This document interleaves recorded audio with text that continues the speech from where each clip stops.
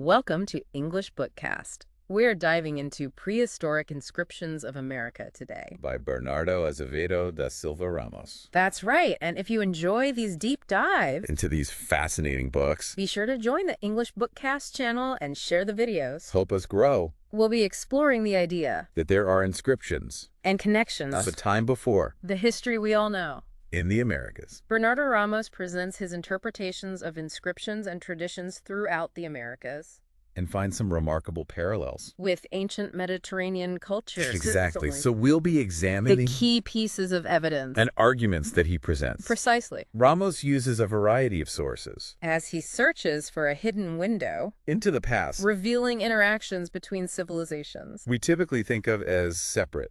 in both time and space, Let's start with some of the claims.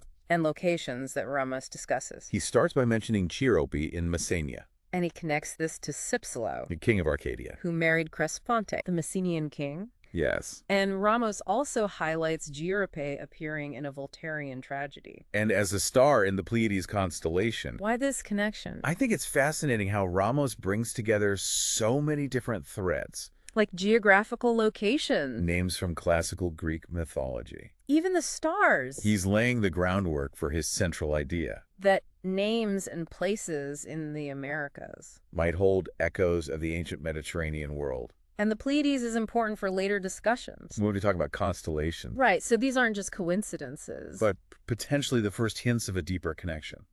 Okay, then Ramos points out the proximity of some tribal names, Like the Illinama tribe, which reminds him of Iton, the son of Deucalion. who invented metalworking. Exactly. Then there's the Jacana tribe, And Jacana means, hammer and blacksmith tools. in Quichua, Again, a link to metalworking. yes. Finally, there's the Isiama tribe, Which sounds like Isiachus. the priests of Isis. And the Isan festivals. So he's constructing a case. Based on these linguistic and cultural resonances. It seems that way. He's proposing that these tribal names and associated skills or religious connotations, And not just random. but remnants of migrations Or cultural influences. from the Mediterranean region And he's emphasizing the connection of the Illinama tribe to Itun and metalworking, and the Jacana tribe's name. meaning blacksmith tools, It's a direct link a potential continuity of knowledge. from Greek mythology. Precisely. And the link to Isis broadens the scope. Hinting at possible Egyptian influence Okay. and strengthening his argument for transatlantic interactions. With various Mediterranean cultures. Exactly. Ramos then presents Scylla's account of the island of Ogygia, Which was 5 days' sail west of Great Britain, with 3 other islands to the west, at equal distances. from the summer solstice. Yes. This sounds like something out of ancient tales. Right, but then Ramos grounds this in real geography, By identifying Ogygia as the main island of the Hebrides, which used to be called Ilimud and Ilkritas. and moving northwest. He equates the 3 islands with the Shetlands The Faroes. and Iceland So he's mapping this mythical account onto the real world. as he understands it. Precisely. Next, he brings in Theopompus's narrative, About 2 rivers near these islands. the River of Delight, And the River of Sorrow with inedible fruit. near the River of Sorrow, And he mentions the Coyotes believing in these stories which would support Scylla's claim of Greek habitation. among the Hyperboreans of America, So he's building his case piece by piece drawing from various classical sources and interpreting them. in his own unique way Now, Ramos describes what he thinks are evidences. of ancient structures and writings. Here in America, Yes, he talks about a ruined building resembling a temple, with a magnificent facade stone naves, on one side of a wide plaza, and it goes into great detail. intricate work, Portraits embedded Yes. in the stone. crosses. Mhm. He says it would take a long time to describe everything. This is important because it provides the physical evidence for his claims Of ancient habitation and sophisticated building techniques in America. from an early period. And the mention of stone naves makes it sound Like a well-constructed building, and the details, like the figures, portraits, crosses, are all things he will probably try to connect. to the ancient Mediterranean world. And the fact that it's ruined In a wide plaza, really gives the image of an ancient site. lost to time, He also mentions ruined settlements, with large openings in the earth, devoid of vegetation, but with piles of stones. both rough and hewn, He thinks this is from earthquake damage, which adds a layer of natural destruction, to the story. the presence of both rough and hewn stones. Shows there was some construction there before. And that these weren't natural formations. Okay. It builds the narrative of a thriving area. Destroyed by a catastrophe. And then abandoned. Ramos mentions Solon, The Athenian statesman. and lawgiver, Yes. known for his wisdom. I grow old learning. And he connects this to a later claim. That Solon's laws were found in the Atuma region of the Amazon, That's quite a leap. geographically and historically, It suggests contact between the Mediterranean and the Americas. and the transmission of ideas. Across huge distances. A profound influence on the Americas, This is one of his more remarkable claims. and potentially controversial. Next, Ramos talks about the Pythian Games at Delphi Organized in 586 BCE, by the Amphictyons, a council of surrounding mountain peoples, like the Pisides, Boeotians, Ionians, and Dorians, especially Spartan. protecting the sanctuary of Apollo.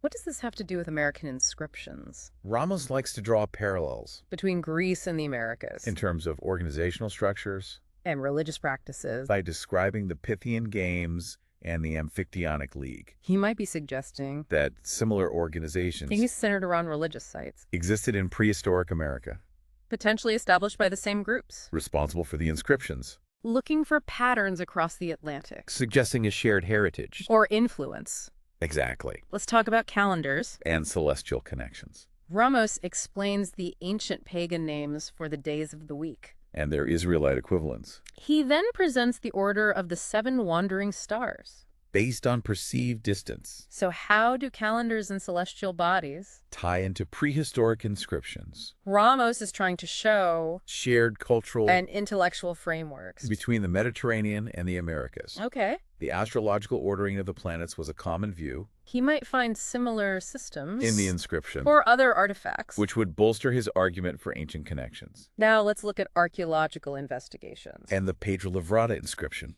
Ramos quotes the Revista do Instituto Brasileiro about how archaeology reveals past events, and how ancient writing. is key to understanding human history. And he says the inscription at Pedro Livrada Might shed light. on previously unproven aspects of history. This inscription is central to his thesis. It's a cornerstone of his argument, The Pedro Livrada inscription is one of the artifacts he uses to support his claims, of ancient writing in the Americas, and by extension, a Mediterranean presence. he believes the Pedro Livrada inscription Is a key. to understanding these ancient connections. Let's talk about mythical creatures now. And symbolism, Okay. Ramos talks about dragons, These fantastical beings, born of fear and imagination, often depicted with claws. and fire, He mentions their association with Minerva and Bacchus, in Greece. and their role in Chinese and Mexican beliefs about eclipses, Why dragons? because they illustrate the idea. Of shared mythical archetypes, Across cultures, even with variation, the presence of similar creatures could point to ancient connections. or beliefs, So Minerva represents wisdom, and Bacchus represents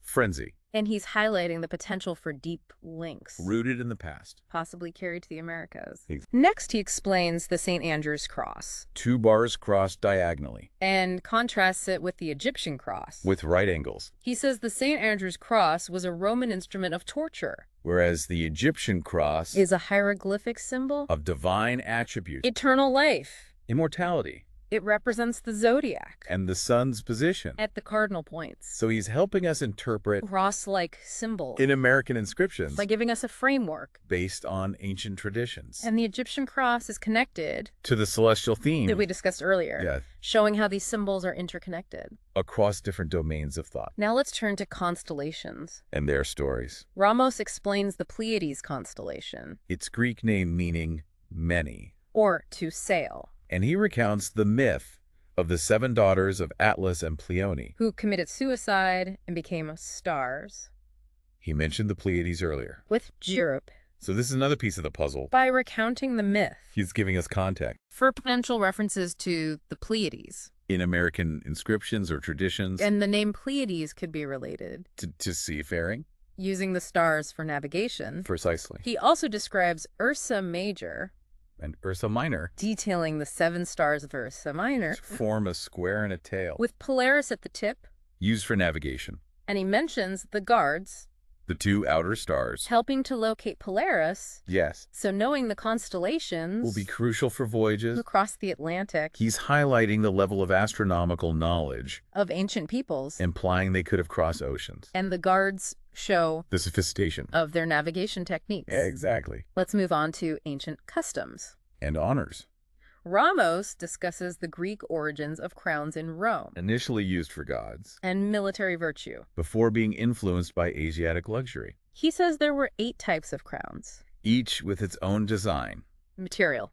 and purpose. So he's connecting this. To potential depictions of head ornaments or symbols of authority. In America. He's establishing a framework, Remember interpreting these things. if we find them, And suggesting a shared tradition. of honoring individuals Or deity. or a shared system of hierarchy. Represented visually. Exactly. He then describes the corona castrensis, Or Valeris, a gold crown given to the first soldier, to enter an enemy camp, decorated with palisade-like ornaments. a specific military honor.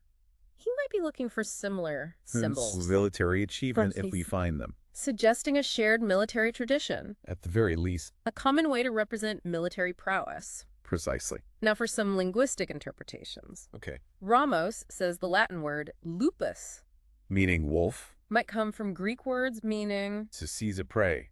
and to grasp, He also points out lobo, a southern constellation, under Libra, and he talks about the Greek word iris.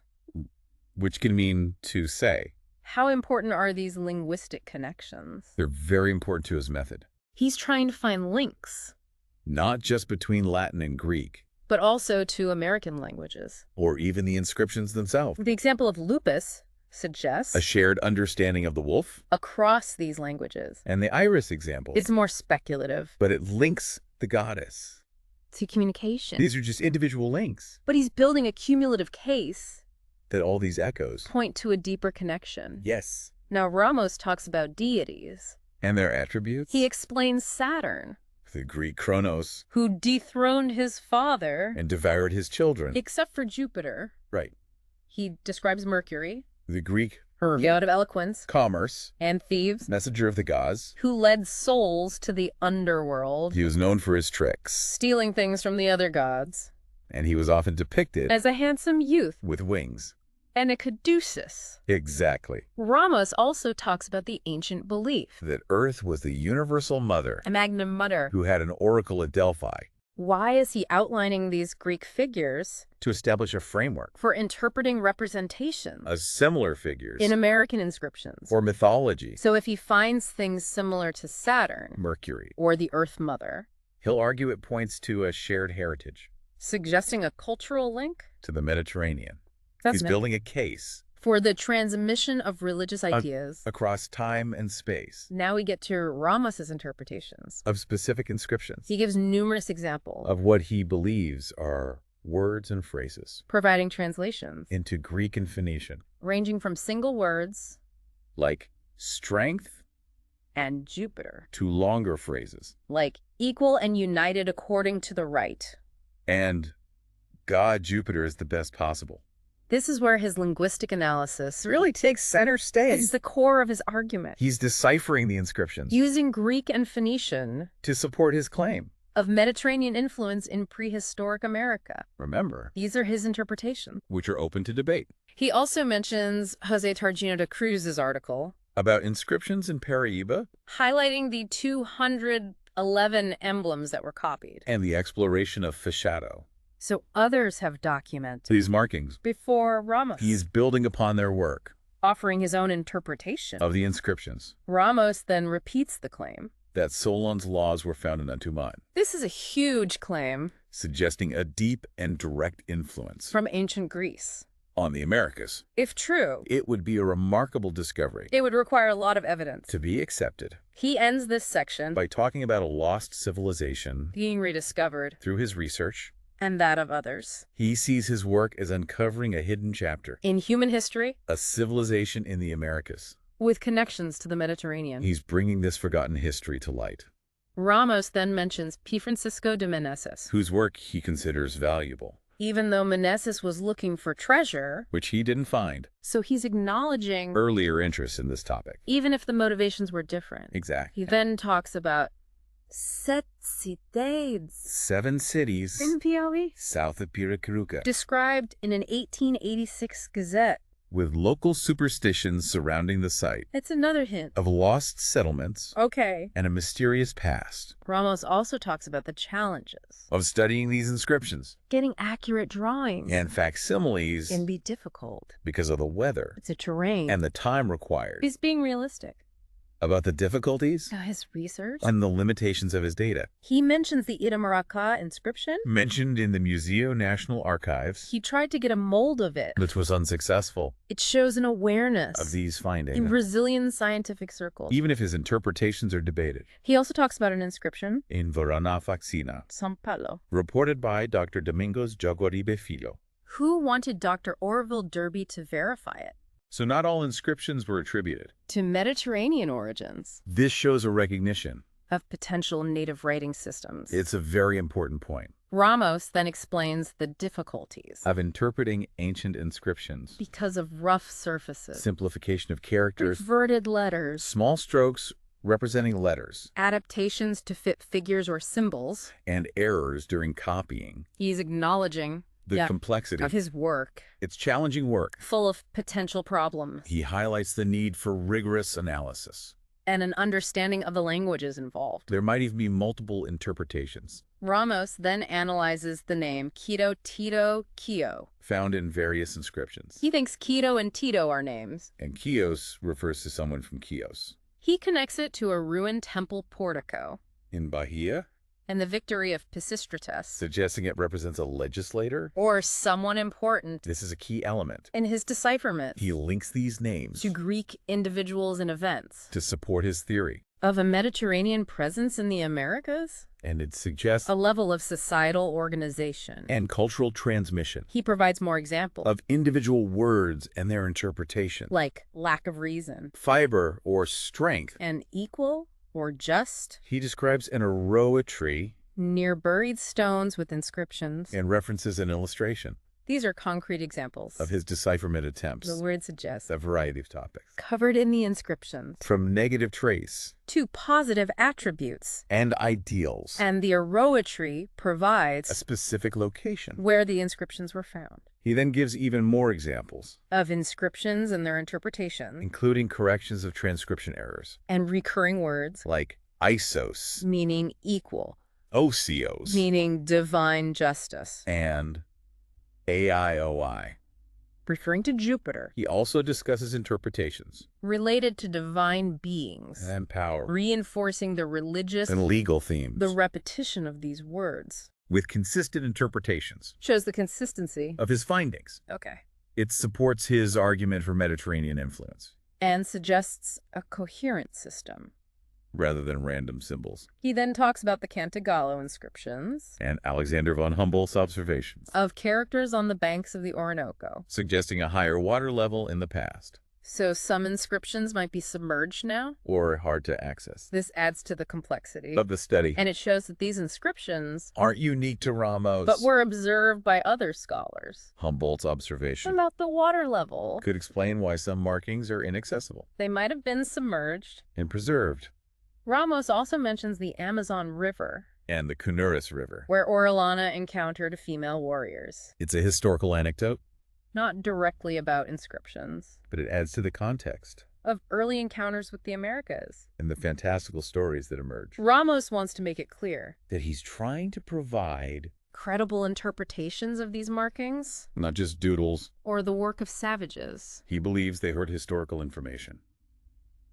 He's arguing against. Those who dismiss these markings. He believes they are a legitimate form of writing. Created by sophisticated cultures. He's challenging the Eurocentric view. Of pre-Columbian America.